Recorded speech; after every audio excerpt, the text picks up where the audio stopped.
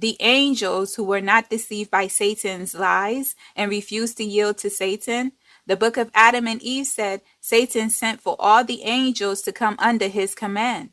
There is a hierarchy system in the heavens, just as there is a hierarchy among the children of men. The scripture says Satan was the anointed cherub. His position was very close to the Most High. Because he was ranked higher than some angels, he commanded the angels to come under him. The holy angels refused.